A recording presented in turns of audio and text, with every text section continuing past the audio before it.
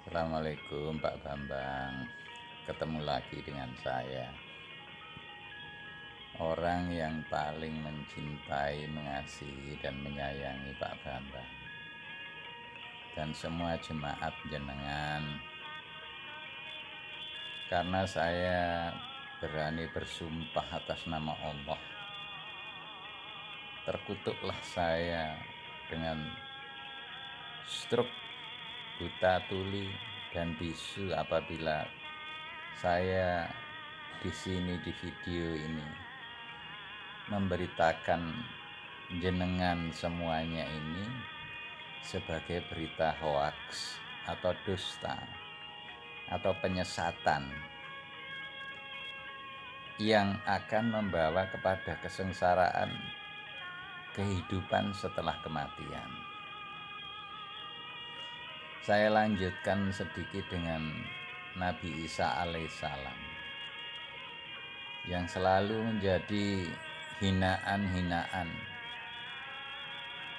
Bani Israel, yang karena ketidakinginan mereka untuk diatur oleh Tuhan selalu mencari-cari kesalahan dari apa saja yang datang kepada mereka,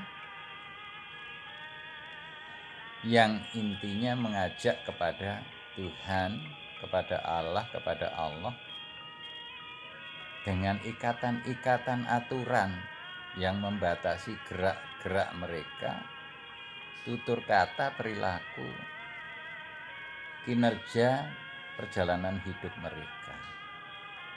Mereka ini orang yang mau bebas seenak-enaknya dengan pikiran mereka, perbuatan-perbuatan mereka, dengan lesan-lesan mereka ini maunya seenak-enaknya, tidak mau dibatasi. Bani Israel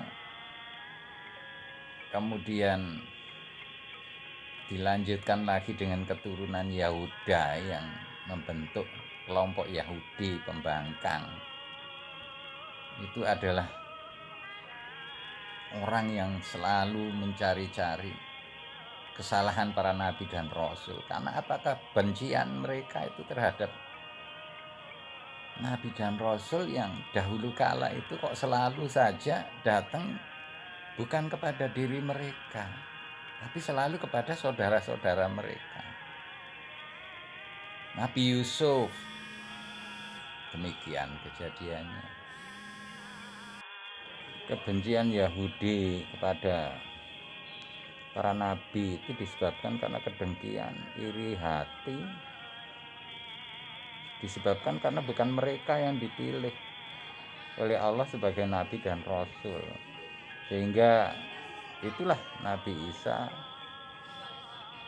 berusaha dibunuh oleh orang Yahudi. Allah telah berjanji bahwa Nabi Isa akan diciptakan dalam keadaan kesucian, hidup mulia sejak di dalam kandungan, dilahirkan yang tidak dibantu oleh manusia, akan tapi dibantu oleh para malaikat ketika melahirkan.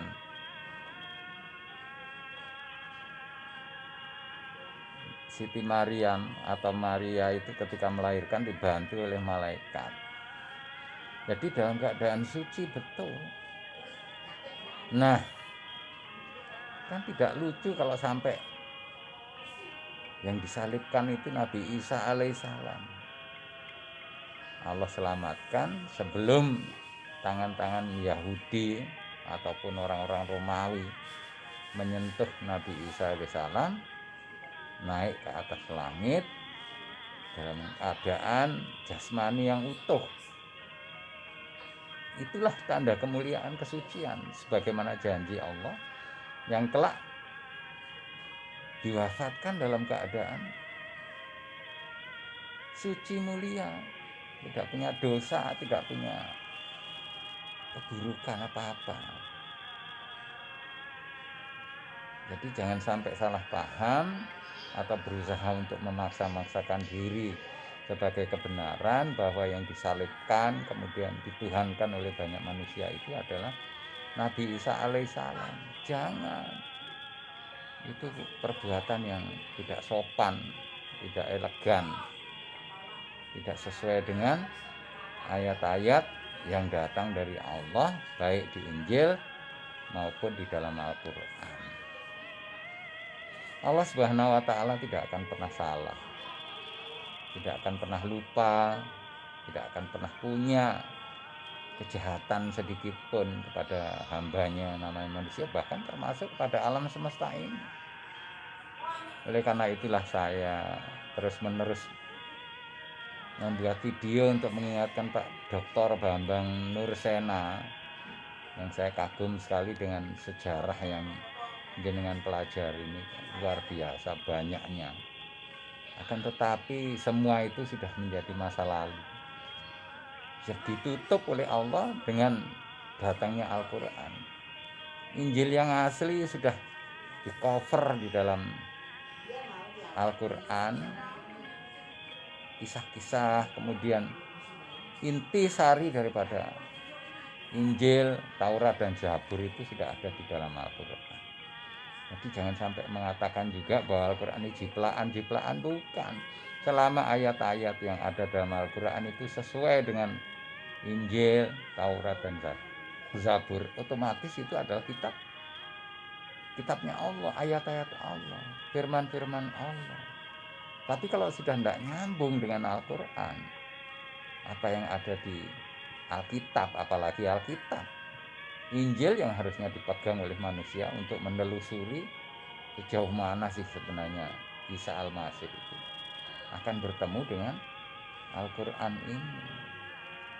Nah itu Pak Bambang, jadi kenaikan dari Nabi Isa AS itu telah menjadi program dari Allah untuk menyucikan, menjaga nama baik dan kemuliaan dari Nabi Isa AS. Nanti kita ketemu lagi Pak Bambang.